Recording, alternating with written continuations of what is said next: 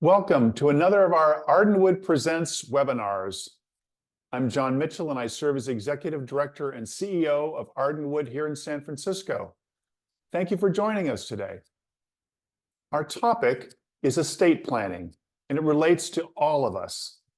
If you have a bank account, own a condominium, home, car, bicycle, you have an estate, and this webinar is for you. You know, planning your estate is one of the most intelligent and thoughtful actions you can take on behalf of your loved ones. It eliminates questions among family members about the disposition or future ownership of cherished personal possessions. It prevents the need for unhappy or awkward discussions at family gatherings, such as Easter this Sunday. Proper planning avoids the government taking the lion's share of your assets through estate taxes. As the saying goes, if you don't have a plan, the state government, in our case, the state of California, has a plan for you. They expect most citizens not to have their estate in order.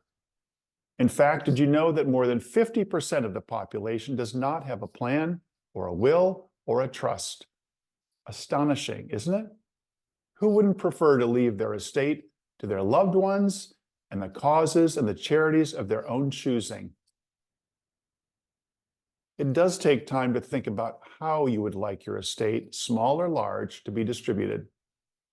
And as you'll hear from Rick today, there are many options to consider strategically and lovingly to create a plan that works for you, one that you feel comfortable with. So before we even begin, I want to thank you for attending this event today, and I urge you to share the replay with family and friends. As always, please be in touch with us with any questions. Our contact information will appear at the end of this presentation. I'd also like to add an important personal observation over many years here. A lawyer is often not a specialist in estate planning like Rick Bailey or in long-term care insurance like Jim Maher. As in any profession, one should be wise about contacting the right person for the job.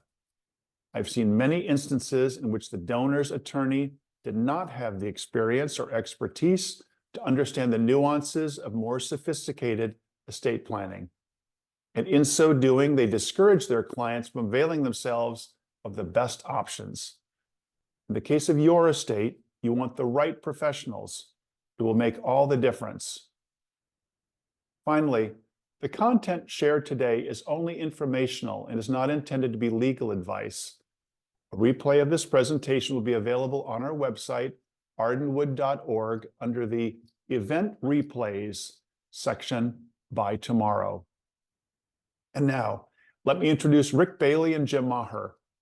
Rick will give today's presentation, and Jim is here to help answer questions at the end.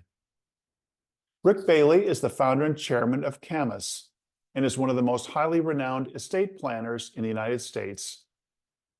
As a certified financial planner, or CFP, with a master's degree in accountancy and taxation, as well as a Juris Doctorate, or JD, think lawyer, Rick Bailey is a highly valuable asset to private clients, CPAs, attorneys, financial advisors, and life insurance professionals for his expertise in advanced estate planning and case design.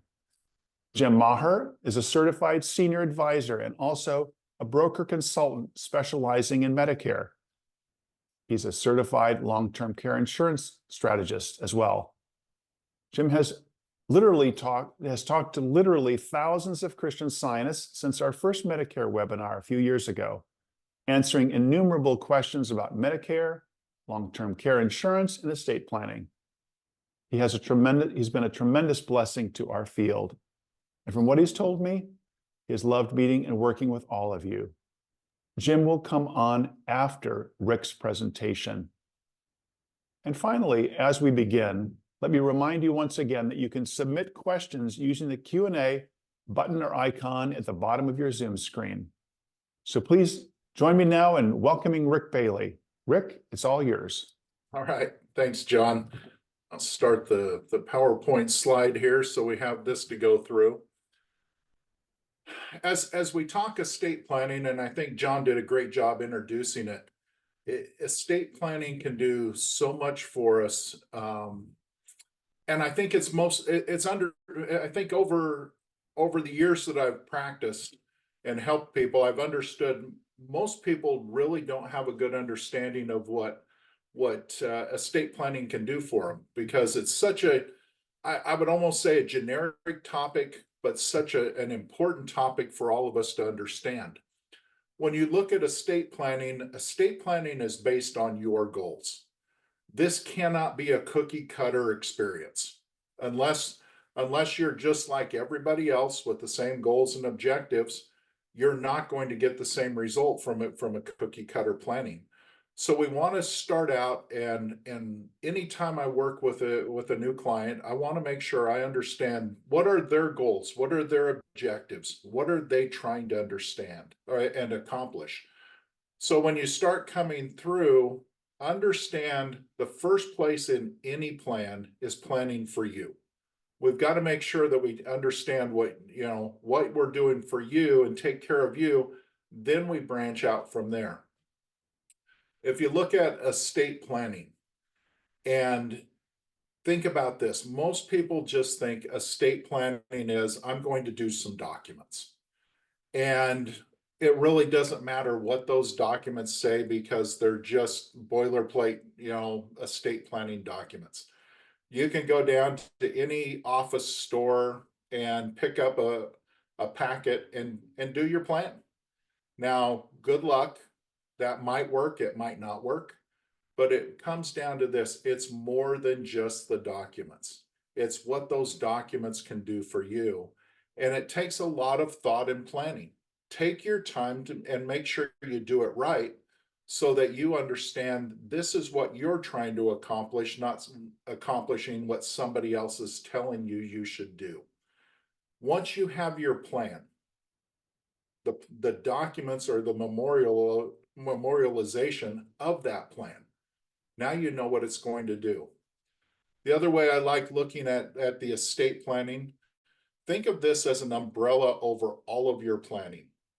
And what does that umbrella do? If everything's under the umbrella, now we know exactly what's going to happen at each stage of your life.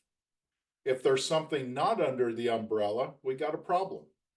Because if it's not under the umbrella, it's not going to be protected the way that you want, and you're not going to get the result that you're after.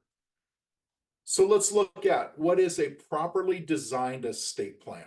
Well, the first thing that we want in any estate plan is to make sure that this plan is designed for you. And when this is designed for you, the first step is, can we or should we avoid probate? Now, if you're in the state of California, you want to avoid probate. Probate is a time-consuming and very expensive process. I've seen clients that have failed to plan, failed to get everything designed the way they should. They end up in probate, and their kids have taken years and hundreds of thousands and sometimes millions of dollars just to pass things on to the kids. And it's one, the attorneys win, the courts win, you lose. So we want to make sure, do we need to avoid probate? This really depends on what are your assets. And John said in the introduction, it doesn't matter what you own, it's have you titled it properly? Have you set up the documents? To avoid probate, typically we're going to have a revocable living trust, and we're going to move your assets into that trust. And so that's the first start of getting your plan set up to avoid probate. We can, if your assets are such that it's a bank account, a retirement account, maybe we don't need a trust, we just need a will. When we go through the process, we want to keep it as simple as possible. Keeping it simple, make sure, that it fits you. But there again, what are your goals? What are your assets? How are we trying to move forward? The next part that I look at is, when we're designing everything is, one, who's going to control? Now, control is such an important issue because you want to control your assets, you want to control your income, you want to make sure that you can take care of yourself as long as possible. But if there's going to be times where maybe you don't have the mental capacity to control your affairs anymore, who would you like to step into that role? And if you don't decide who's going to step into that role, then the courts are going to step in and decide for you. And I just, saw one where somebody had younger kids. They didn't have their estate planning done and hadn't designated who the guardians would be for their minor children. Now the court's going to decide who's going to raise their children. Is it somebody that they wanted? Or now is it somebody that the court decides? You don't want to lose control of who's going to manage and who's going to be responsible for making sure your plans goes forward. Now with this, there's several documents.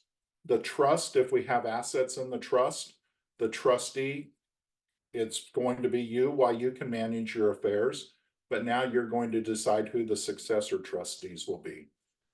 You can have a power of attorney that can help take care of decisions like retirement accounts, bank accounts, and you also want to have a power of attorney to help make healthcare decisions.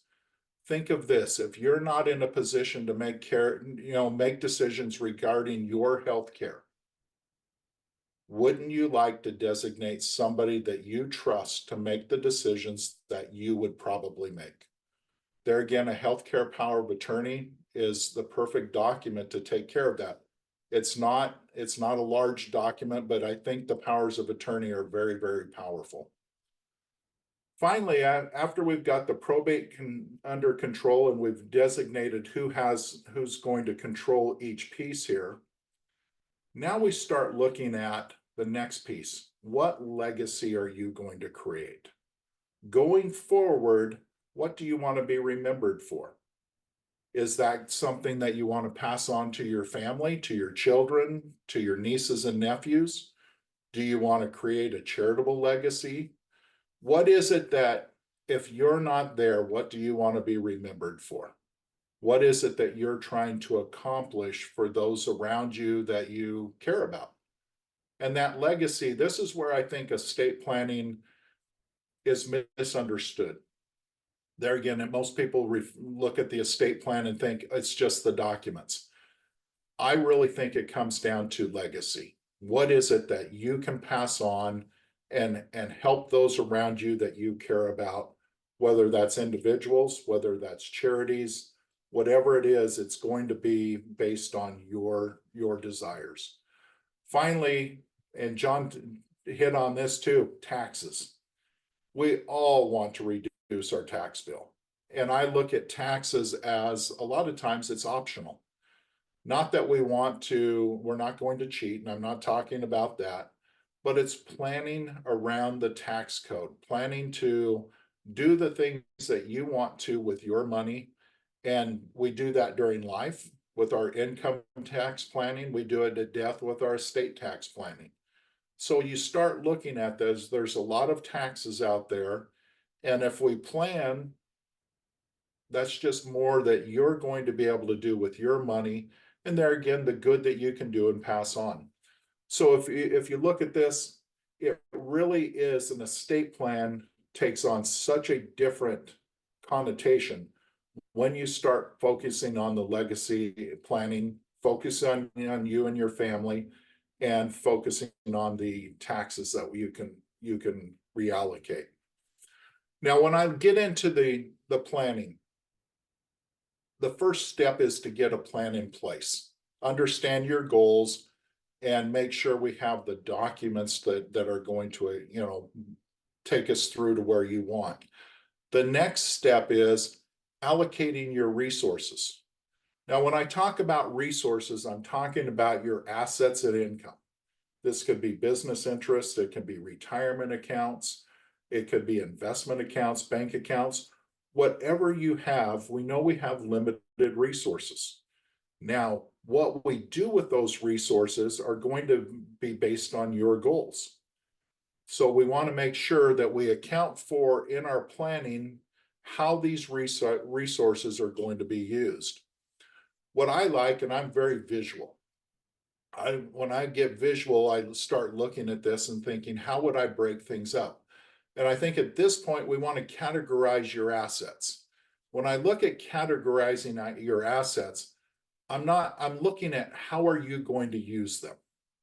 And the first bucket is the assets and income that you need today. This is the bucket that's going to take care of your needs in the near future. So this could be a big bucket, could be a small bucket, but it's your bucket. And then as we start looking at the assets that are going to be used in this first bucket, now we can talk about, you get into the investment world, and it's, allocating, do we need them for growth, for income, all of those things. But the reality is, this is the bucket that we want to account for to use today. We know we need a bucket for retirement. And this bucket for retirement, you could already be in retirement. This could be something in the near future. It could be a long ways off. But as you start looking at that retirement bucket, this is the amount of assets we need to allocate to take care of you in retirement. So questions that I like to ask, do you have enough income for your retirement? Do you have guaranteed income for your retirement? Can you outlive your income in retirement?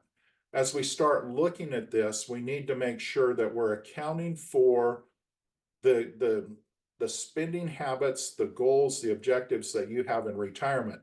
I work with a lot of clients, some of them in retirement, and I find most people, their spending habits don't change.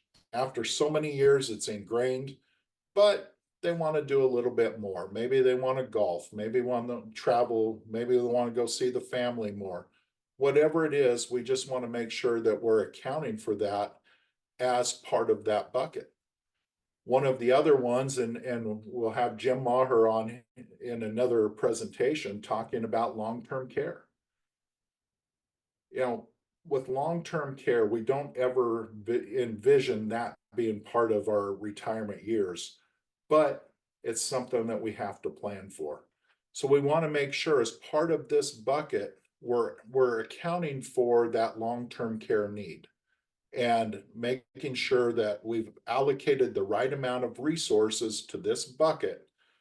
There again, if we're happy and living a wonderful life, or if we need the help with long-term care, all of those things need to be accounted for in this bucket. Finally, I want to focus on this third bucket.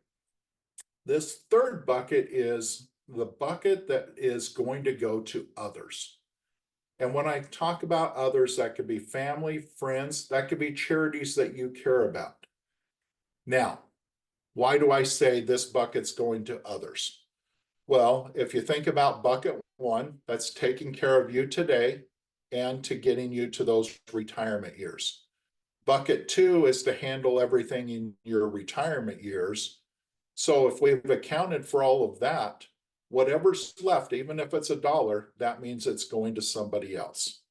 And we can start focusing on what do we want to do with this third bucket to make sure that we're efficient in how we're using that and how we're distributing it to others. So as we focus on that third bucket, I want us to start talking about charitable giving and creating that charitable legacy, that we can pass on to the charities that we care about. Now, the reason I started with allocating our resources is I want to be reasonable here. I want to take a very realistic approach and say, we've got to take care of you and your family first.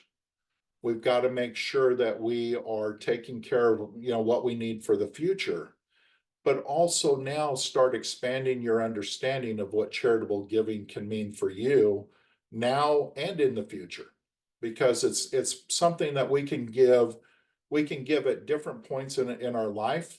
And whether we give it now, whether we set something up for the future, or we pass on something to charity at our passing. All of this will help you make a difference and create that legacy. So when I look at the assets that we can use for charitable giving, this is not an expansive list. It's just some things I started thinking about that I've used over the years to give to charity. Now, if you look at the last thing on our list, it's retirement plans.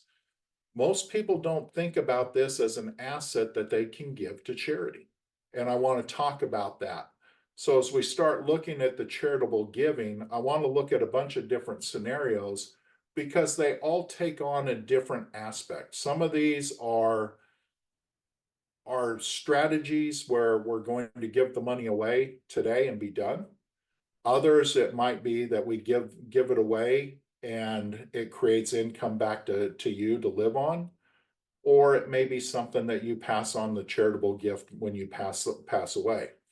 So we're going to go through each of these and talk about the different opportunities, because as we talk about the charitable giving, I also want to bring in the tax planning aspect, because that was part of our goals up front. Remember, with estate planning, it's avoid probate and take care of you, take care of your family at each stage, and also see if we can reduce that tax bill.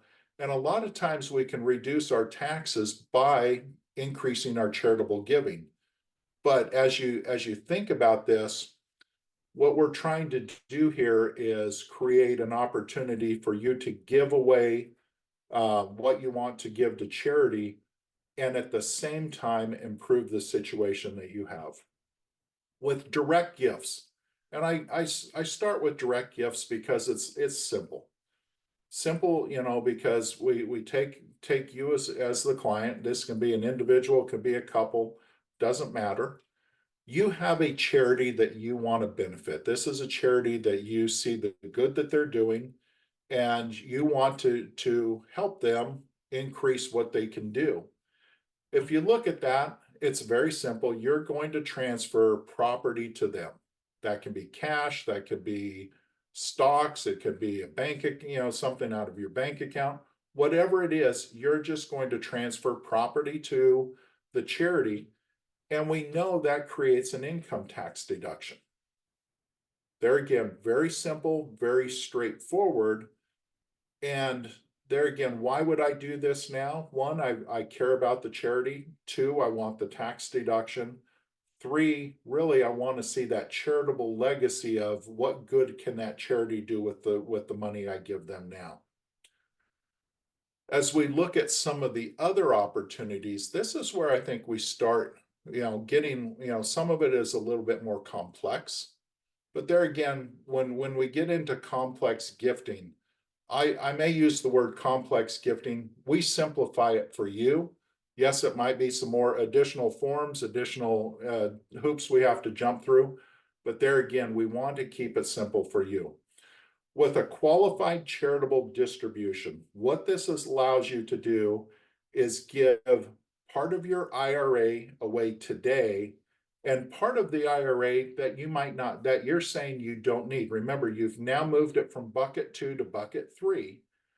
And think about this. I deal with a lot of clients that have saved for retirement, and we're trained to save for retirement. Make sure you're putting away for retirement. Make sure you're putting away for retirement. All of a sudden, I work with a lot of clients that they're in retirement and they don't need the income. And now we can look at this on a year-by-year basis and say, especially if you have required minimum distributions, I don't want to take that this year. Is there something else I can do? So let's look at how this sets up. There again, you as the individual or a couple, you've got a charity that you want to contribute to, the good that they can do, and you have an IRA. You're at least age 70 and a half, and you're looking at that IRA saying, I don't need the money this year, or I'm ready to transfer some of this to the IRA or to the charity because I don't need it today and I'm not going to need it for my future uses. So we're going to distribute part of that IRA. It doesn't have to be all of it. It can be whatever amount you want, up to a maximum of $105,000 per person per year. Now, if it's $10,000 or $105,000, there again, it's you looking at your goals, you looking at your buckets that you're filling, and using those to distribute to the charity now. When you do that, you're not going to get a tax deduction, but you don't have to treat this as additional income on your tax return. So remember, any time we're dealing with an IRA or qualified plan, we got the tax deduction when we put the money in. It's been growing and growing and growing. Anytime you take money out of that, it's taxable. If we do a qualified charitable distribution, now you're going to, instead of taking that as income this year, you're going to transfer that to the charity. The charity doesn't have to pay tax on it. You don't have to include it as income to you and pay tax on it. It's a great way to move something that you've realized you don't need or don't want to use, and you can move it to the charity. This also counts as part of your required minimum distributions. So the nice part of that is, there again, if you're at that point where you've got IRA assets, qualified plan assets that you don't need this year, you don't want to take it this year because the required minimum distributions are saying, yes, you have to take the distribution, but you don't need it. Now you've got a way to transfer that to the charity and avoid the tax hit to you currently. So it's a great tool for those that are in that position. As I look at the next, what I think is a very common issue, can we reposition assets to do better? And when we're repositioning assets, can we leverage to, there again, accomplish the goals? When I look at the goals that we're trying to accomplish here, it's there again, take care of you, take care of your family, friends, or whoever your heirs are, and also being able to leverage a gift to charity upon your passing. So let's take a look at this. When I look at repositioning assets, doesn't matter what the asset is, I'm looking at these assets, they may be underperforming, or they just may not be needed for whatever you're doing. So it could be a CD, savings account, investment account, a non-IRA asset. We'll look at that and say, okay, we can reposition that into a single premium annuity, sometimes in a premium deposit account, but we're going to take that and transfer it into a life insurance policy. Now, with most life insurance policies, everybody comes in and focuses right here on this death benefit. And they say with that death benefit, nobody gets a benefit from this until I pass away. And for most life insurance policies, that may be true. But what I like to do is I always like to look at the what if. The what if is building this cash value here in the corner. With this cash value piece, for all of when you put premium into the policy, we're not only getting a death benefit, but we're going to grow cash inside the policy that is income tax free, and you can take it out income tax free if you ever need it. Well, what would you need it for? Well, whatever. This is your what if bucket. So it could be there to use for long-term care if you need it. It could be to take that trip that you wanted, gifts, whatever it is that you would normally want to spend money on or need to spend money on, you can do that. But now what we've created here, you can do this with money that's growing tax-free. If you use it, great. If you don't use it, that's fine too, because now we're growing that out. And the leverage that I like is there is going to be a death benefit. With this death benefit, you can decide, do I want to pass this on to my heirs? Do I want to make a charitable gift? And what I like to say is you can do both. So if all of this is if we could leverage, let's just say we had a CD of let's say it's $100,000 and you've decided you don't need it. Maybe we can leverage that into 500,000 of death benefit. So when you pass on, you can say, well, my heirs would have got 100,000. I can pass 400,000 on to the charity. Or I've got 100,000 that became a $500,000 death benefit. Let me give half to the heirs and half to charity. Whatever you want is going to accomplish a lot of goals for you. And all of that can be done in a tax-free environment. So it creates the way to leverage by repositioning assets to create a better result. As we move on, and there again, this is moving on more to make sure that we're looking at not just bucket 3, giving it to others or giving it to charity, but also a lot of times we need to make sure we're taking care of you. So I come across a lot of situations where everybody thinks this is either or. I either give it to charity or I take care of myself. And that is a very, very difficult decision because we want to make sure you're taken care of and we can benefit the charity at the same time. With a charitable gift annuity, this is a fairly simple arrangement that involves you giving a gift to a charity and the charity paying you back an annuity or a payment stream over your lifetime. And that payment can go to you, it could go to your family members, however you want to set it up. But it's an opportunity to do both. So when we look at this, there again, we're taking a look at you today. We're looking at that charity that you care about, that you're involved with. Now, when you look at this, we're going to transfer property in.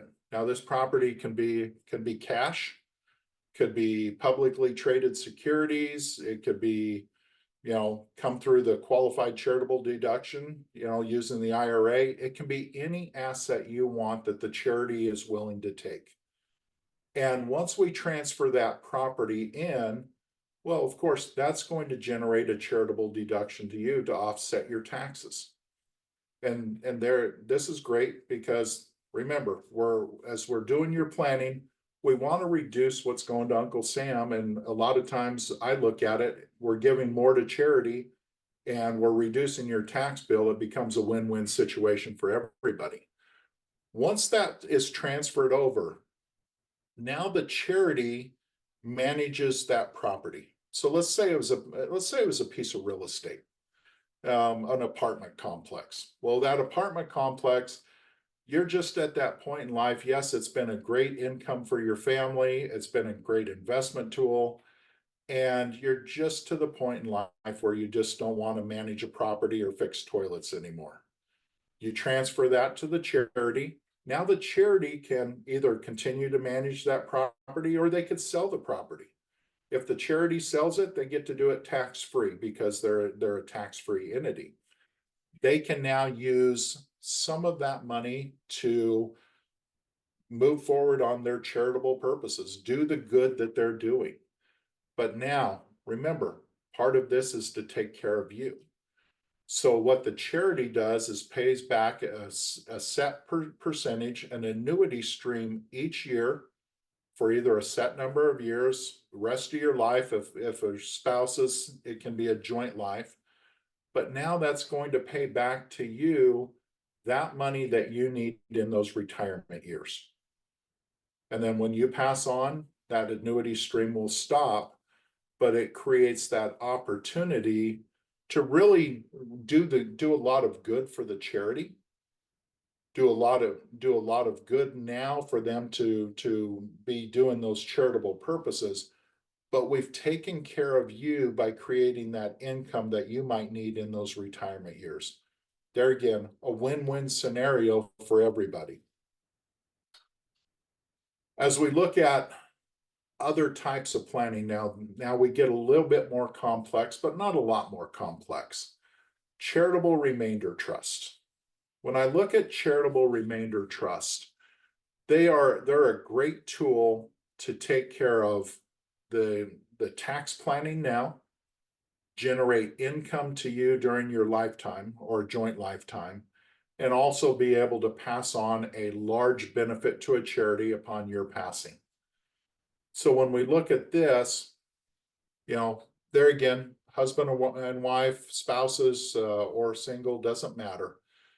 What I always look at is, do you have assets? And are you at that point where you're going to be selling assets that are highly appreciated? And I find a lot of clients that, they hit towards their retirement years and they have assets, that they've been managing, think about in, real estate, rental real estate. And I had a client years ago that had a property on the Oregon coast. It was a multi-unit apartment complex, and they were in their late 70s still managing that property. And the whole reason they were managing that property still, they couldn't sell it without paying a large tax bill. And that was keeping them from enjoying their retirement years.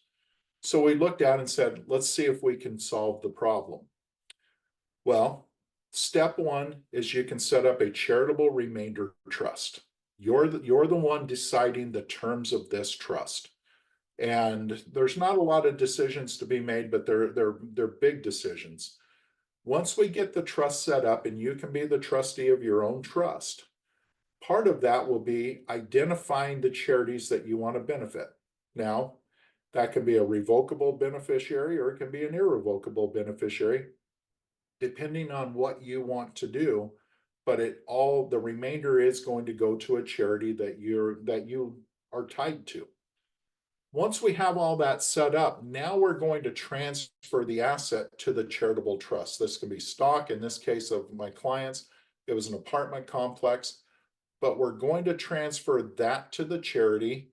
And once we do, then it's going to create a charitable deduction back to you. That charitable deduction is going to be able to offset, your taxes. These types of deductions are large. And we usually find this is being used when we want to transfer, we want to sell a large asset, we want to reposition it. Now that we've transferred that asset into the charitable trust, we've generated our charitable deduction. Now the charitable trust can sell that asset, that stock, that real estate, whatever it is, and reinvest it inside the trust.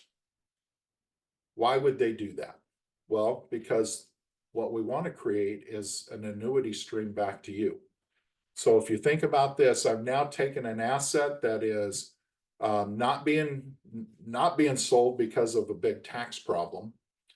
It's not being used for the purposes that someone would like at that point in their life. But now we can sell that, we can reinvest it tax-free inside the trust, and now create an income stream back to you for the rest of your life. Or for husband and wife, it can be for their joint lives. And now you're going to decide, as you see here, it's going to say, what is that percentage of annuity payment? That can be, let's say you put $1 million in, and $1 million of property. And you say, okay, I want a 5% payment each year. Well, that's $50,000 a year that's going to pay out to you the rest of your life or rest of your joint lives. 5%, 6%, 7%, you're going to decide what that's going to be. Now we reinvest that money in there, we grow the money inside the trust, and you've got those payments the rest of your life. At some point, you're going to pass away. And if we have, spouses on the second death, whatever's left in the trust is going to pay out to the charity. And I like this because there again, what I see the benefit for the charity here, this helps create endowments. This helps create large gifts to the charity to help them do big projects. Now, I look at the charity and say, do we want money going to charities now, later, at death?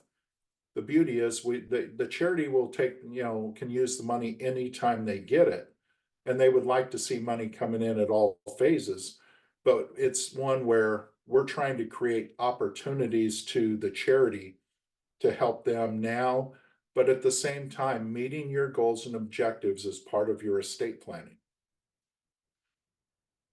Finally, the last one that I want to talk about is a charitable lead trust. Charitable lead trusts are unique. And a lot of times we think, oh, they're just a mirror of a charitable remainder trust. Yes and no. And it really comes back to, what are we trying to accomplish? You know, we come down to our individual. When they have a property that they want to sell, or in this case, they've had a property they've sold, they've had a high tax year, they got a bonus from work, whatever it is, the taxes have already been locked in. Now we can do a charitable lead trust. And when we do a charitable lead trust, there again, we're going to pick a charity that we have a tie to. And I do work with some people that don't have a charity they're tied to. So we have to teach them how to really create that charitable legacy from scratch. But once we do this, now we're going to transfer property to the charitable trust. When we're using a charitable remainder trust, we're always doing it pre-sale. So you would do a charitable remainder trust and we would set it up before you sold the property. With a charitable lead trust, it doesn't matter. You can have already done the sale and we can transfer that property in after the sale. What happens here is, now that we have that property inside the trust, we're going to generate a charitable deduction. There again, in a lot of cases, that's a large charitable deduction to offset a lot of our income taxes. Once it's in the trust, now the trust reinvests the proceeds inside the trust. We've got to be a little careful here, because in a charitable remainder trust, all of that investment is inside the trust is done tax-free. In a charitable lead trust, the individual, the donor in this case, is going to be responsible for any taxable gains generated inside the trust. And here in a minute, you'll see why. But now, here's what I like for the charity. For the charity, we're going to create an income stream to the charity for a set number of years. This can be for a 5-year, 10-year, 15-year period, whatever the donor decides it's going to be. What I like for the charity is they now have an income stream that they can count on, that they know is going to come in for a set number of years, and will help them with their planning, but help them with their planning now to do more of their charitable purposes. Once all that has happened, the remainder, so let's say this was for 10 years. And let's say we put $1 million in, to keep my math simple, and we're paying 7% to the charity as part of this annuity stream here. So we're going to pay the charity $70,000 per year. We're going to be investing those assets inside the trust. And at the end, whatever's left comes back to the donor. So why would I do this?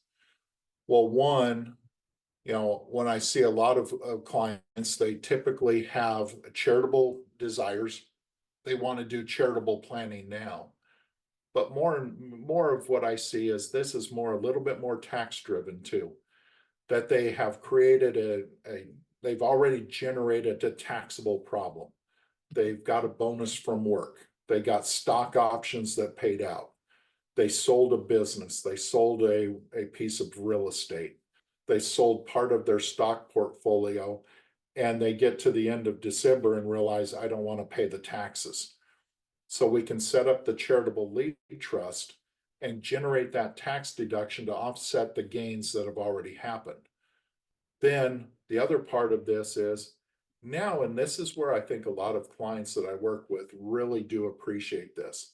They get to see a gift going to charity. They get to see the gift doing good now. Whereas in a charitable remainder trust, that good's not going to happen until they've passed on. The other thing I like here for a lot of the clients I work with is after that trust term, 5 years, 10 years, 15 years, whatever it is, whatever that principal balance is in the trust, whatever's remaining there now comes back to the donor, and they can use that for their retirement. They can use that to pass on to their family, their heirs, whatever, as part of their charitable or part of their estate planning. But it creates the opportunity for them to do a lot of good and still have the assets back when they need to later on in the years. So as you start thinking about when can you give to charity? Well, you can give to charity now with current gifts. You can give gifts in the future, or you can give gifts upon death. All of these are great times, great opportunities to create your charitable legacy. As we think about this, part of this comes back to the whole estate plan conversation. Remember back where we started. When we started, we were talking about your goals. We have to start with your goals. You don't want to start with Rick's goals. Now, I think my goals are phenomenal, but they fit me. They fit my family. They fit what I'm trying to accomplish. Anytime I come in, I want to make sure that we're working with your goals, with your family, your situation, so that we can make sure it fits. As we go through the planning, remember the steps. Take care of you. Take care of your family. Now we can take care of others, which is the charitable purposes and other things, using the allocation of resources that we identify. So when you start going through this, you're going to have questions. And a lot of these questions that come up, you can go Google them. You can go use Chat GPT and see what kind of answers you get, or you can just reach out and we can talk through them. We want to make sure that there again, the planning is done for you in a way that is creating the best situation for you now and into the future for you, your family, and those that you love. So I appreciate everybody getting on. And John, do we have any questions that we need to go through? Yes, we've got a couple of questions. We have a relative who just won't make a will. She does not have much in assets and may well need us to eventually support her. We are not sure she will ever do a will. Question is, what happens to someone's assets if they pass on without a will? She has no spouse or children, so her next of kin are her two brothers. Will it be more difficult for her brothers if she leaves no will? Will more of her assets go to the state, in this case, Minnesota, if she does not have a will? Thank you. That's an interesting question. The answer is you're going to have to rely on state law. And every state's a little bit different. So what they typically look at is they first, the state will say, because if you don't do a plan, they've got a plan for you. So if you think about it, it's like, okay, let's go down. Do you have any lineal descendants? So in that question, the answer is no. We don't have lineal descendants. Then they'll usually go up to the parents and branch out from there. So siblings would be next, and then down through their lineal. So yes, there's an order. Here's the problem you create. Who's going to be the one involved in making sure all of that happens? If they don't have a will, now we're in probate. And guess who controls the probate? The attorneys and the judges. So they control it, you pay the bill. So now they have no incentive to move fast. And you're at the mercy of what the court's going to allow to happen. Yes, they'll get it, but it will be considerably less than what it started out being. And in my, back when I handled probates and those types of cases, I had cases that came in just like that.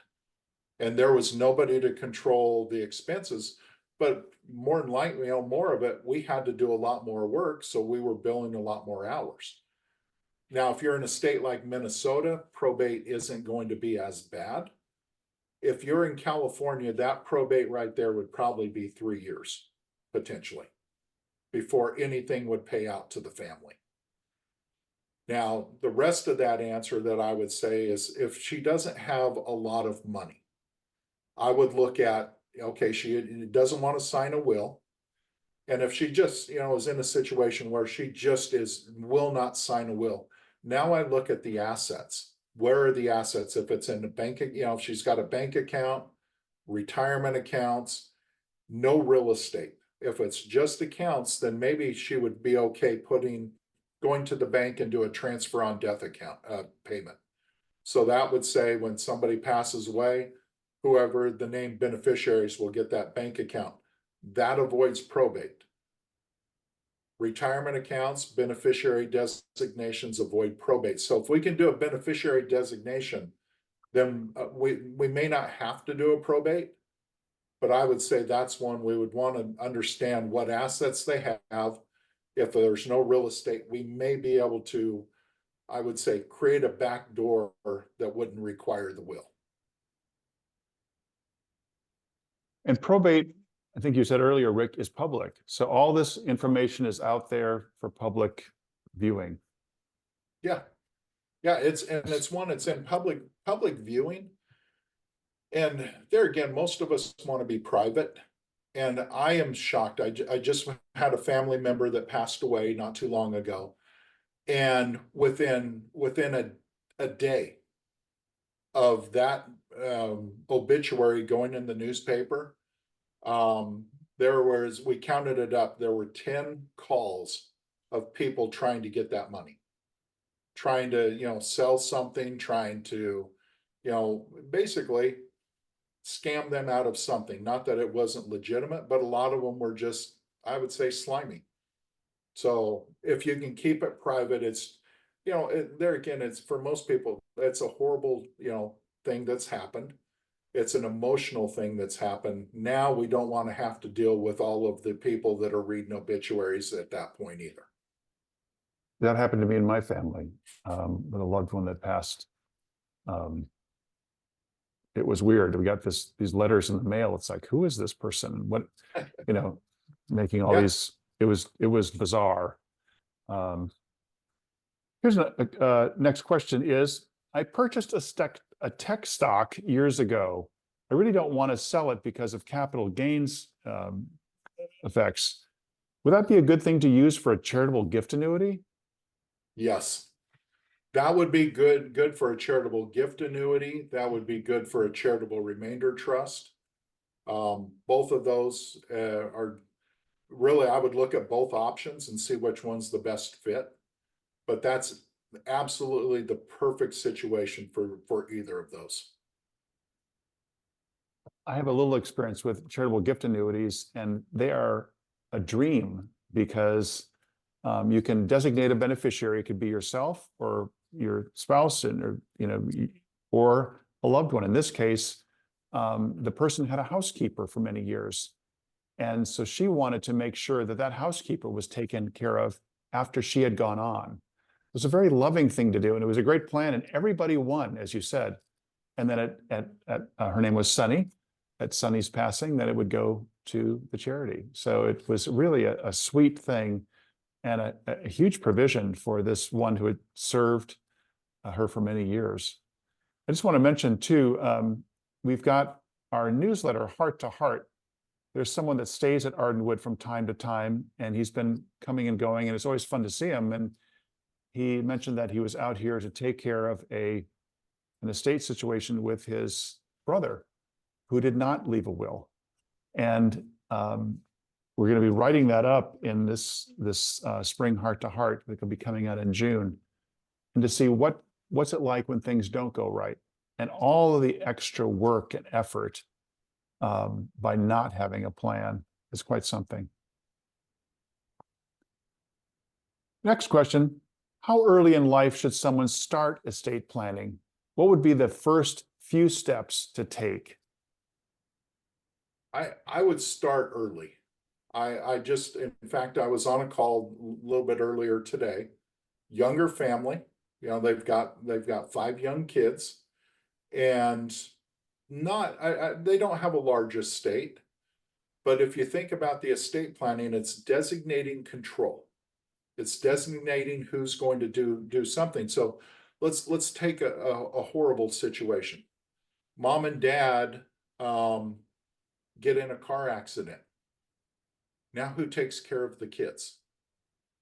You know, if you don't designate who's watching the kids or who's going to become the guardians of the kids or conservators, depending on the situation, now the judge gets to decide. Does the judge have the same belief system that you do? Roll the dice. We don't know. And so I think it can start very, very simple. Then it becomes, if you start early and review your estate planning, as you go through those stages of life, the kids, are young. We're not worried about as much money because the kids are spending the money. Now we get to that point where we start having a larger estate, now, okay, things have changed. Now it's maybe we're not as focused on the kids, but we have to take care of the other estate planning. Now we hit our retirement years, just do the reviews and keep it up to date. But I would say start as soon as you can so that we don't have a gap. But I also have to throw in there, make sure it's reviewed. If we're not reviewing it on a regular basis, I used to use the statistic that said the average for estate plans to be reviewed was 19.2 years. So great, you put one in place 19.2 years ago. That doesn't fit today. Whatever age you are, 19 years ago was way different. And now it's almost as bad as not having one. And so get it in place, start wherever you're at in life, and just keep it up to date as you go forward. And the updates are simple. I tell people, when we do an update, a call for any updates, most of those calls, we schedule it for 30 minutes or an hour, and we may spend 10 minutes on the document, the rest catching up on life because things didn't need to be updated yet. But now we know, and we can be, we're good for the next year. It's interesting. That was the next question, actually. How often should someone review their plans? But this gentleman that I mentioned earlier, we were talking about that, and I asked him if he'd be willing to write an article or be interviewed for an article, as I mentioned, on his experience with his brother's estate. And he mentioned that his sister had done just as you suggested. She made her will and got everything in order, and she realized she hadn't looked at it in a while. Well, that while was 1981. So just, you think it's not a one and done situation, and things happen, and people go on their way, or organizations go on their way, or our priorities change, all the things that happen in life, to your point. So. Well, and it's one, as you go back through the review, I've delivered bad news. And a probate that I handled, this was a good friend of mine. His dad had passed away, but his mom and dad had been divorced for years. And mom was estranged from the kids. They had no relationship with mom at that point in their life. And after dad passed away, now dad didn't ever go back and do anything. So he had his will. And in the will, it said, I give everything to my kids. Well, his retirement account still had a beneficiary of his ex-wife. His life insurance went to his ex-wife. He had beneficiary accounts on all of his bank accounts that went to his ex-wife. She got everything except the house. And it was just because, he never looked. So those are things that we want to, just review. Not only is the estate plan up to date, but are the beneficiary designations correct? Exactly. Well, we don't have any other questions. Oh, one's coming in. I think I can look at this. Let's see. Sorry, I'm gonna have to get my spectacles here. It's so small print. Is it better to put IRA in revocable living trust or leave it out when there are already designated beneficiaries? Let me repeat that. Is it better to put an IRA in a revocable living trust or leave it out when there are already designated beneficiaries? Leave it out. 100% leave it out of the revocable living trust. There was a push, and this would have it was probably starting in the late 90s to early 2000s, where there were a lot of law firms, a lot of planners that were pushing to put the IRAs inside of revocable living trusts. You can do it, but here's the big problem. If you don't do it right and get the correct filings for that, you will trigger the tax on the IRA immediately. So there's some Department of Labor, filings that you have to make. Most people don't know they have to do that.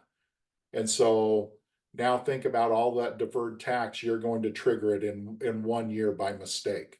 So there's no advantage to putting it inside of the IRA. What I would do is, if you're worried about the distributions, then you would make your primary beneficiary of the IRA would be your spouse. Then you can, name all of your kids. And if you don't know what to do at that point, name your trust as the contingent beneficiary. So it's I would rather see that as a beneficiary designation than ever putting the IRA inside the trust. And at the other side of this, there's the other part of that. An IRA already has asset protection in every state. So creditors can't take that. It's protected. You can do everything you want with a beneficiary designation. There's no advantage putting it inside of the trust. I guess we have one more question coming, and I'll get it in a moment. I was thinking you said something. So an annual minimum distribution for an IRA, that could be used in a charitable gift annuity as well. It can go to a charitable gift annuity. It'll go through the qualified charitable distribution and then get into the charitable gift annuity. But yes, 100% correct. And remember, if anytime you're using a qualified asset, an IRA, a 401k, any of those types of assets, we're not going to get an additional tax deduction, but we're not going to be treating that as includable income either. But I do come across a lot more people than I ever would have thought at this point. I probably deal with more people that don't want to take their required minimum distributions because they don't need it. They just don't know what to do with it. And I love having the opportunity of, okay, go ahead and give it to charity, either as a charitable gift annuity or as a qualified charitable distribution. Great. Yeah, it's all about planning. There's so many opportunities, and as we said at the beginning of this program, you have the expertise. There are a lot of attorneys that don't know about these means of supporting the things that they love and their family members. I know that charitable gift annuities, as I recall, were established in 1927. This is not a new idea. 1927, because the government wanted to make sure that nonprofit organizations like an Arden Wood or our church or any other thing that we love was supported, because they knew that they were for the public good. If the tax code, and this is where a lot of people don't understand, the tax code encourages charitable giving. And this is one I will have to say, the government, They don't get everything right, especially when it comes to taxes. Here's what they've got right. There are things that charities can do that the government will never be able to replicate. There's that good that they can do, the help that they can give, that to do that, the tax code sets up that it encourages charitable giving. And if you do, I always look at it this way. Would you rather give money to the government or to your favorite charity? That's usually the decision we're making. We just have to do it appropriately. Exactly. Next question. You speak of IRAs, Rick. Do you mean traditional, or is Roth the same? Typically, I'm talking traditional IRAs, because the reason I'm usually talking about traditional IRAs is the tax when we access it. Roth, you've already paid the tax. And a lot of times, when you access the Roth, you're not going to pay tax. So typically people are looking at that as an asset that they want to keep. Traditional IRAs are things that they don't want to, get the income off of because it's taxable. So a lot of our giving, when we're talking charitable giving, we're typically using traditional IRAs, not Roth IRAs. Not that we can't use a Roth IRA for a charitable gift annuity or a qualified charitable distribution. I usually tend to say, let's look at your assets. Let's keep that one for you, and let's take something that's going to be taxable and give that to charity. So it creates a win-win. It's the same to you. We're just doing it on a lower tax bill. Right. It's really managing the taxes, especially here in California. Do you offer appointments for wealth management consultation outside of this Zoom meeting? Yes. Yeah, anytime you want, we've happy to get on Zoom calls. So just reach out and we can set that up. I just want to say too, we encourage the headline of this series that we've done for years, and we're so pleased to work with Rick and Jim, is we're not necessarily saying you have to go with Rick or Jim, but both of you have been excellent in making this available to our public so that people have a plan. I've shared many times about my own family in terms of when you don't have a plan, how disastrous it can be. And I know you've shared that in the past too, Rick, where families, I was just thinking, as I mentioned, about Easter or different holiday events, or families just simply don't get together again anymore because of not planning. It's such a waste on so many levels. Anyway, well, thank you both. Thank you, Rick. Thank you, Jim. Jim, you'll get a chance in a couple of weeks with the long-term care insurance, but for such a clear explanation of the estate planning process. As we mentioned, Arden Wood is a charitable nonprofit organization, and we hope you'll consider us as a beneficiary in your estate planning. Donors are invaluable to our work, as they are to all charities, as Rick mentioned. This is an important part of our work that we provide. Your contributions enable us to provide all our Christian Science nurses and education and care services, as well as events like this one that are reaching people all over the country and beyond. You bring out the best in us. We just have a few upcoming events that I'd like to tell you about. As I just mentioned, we'll have another Arden Wood Presents webinar on long-term care insurance with Jim Maher and his business associate, Katie Burris, on Thursday, April 11th at 4 p.m. Pacific. Our Arden Wood annual meeting is coming up soon on the first Sunday in May. That's May 5th, Sunday, May 5th at 2 p.m. Pacific. Our inspirational speaker will be Madeline Maupin, and she'll give a talk called Moving at the Impulse of the Holy Spirit. And in honor of really planning ahead, our Christmas celebration is on Sunday, December 8th this year. Last year's program had over 2,800 views on YouTube. It's a nice way to start the Christmas season. You can find details and register for all our online events at our website, ardenwood.org. Thank you, one and all, again for joining us today. We'll see you again soon, and bye for now. Thank you.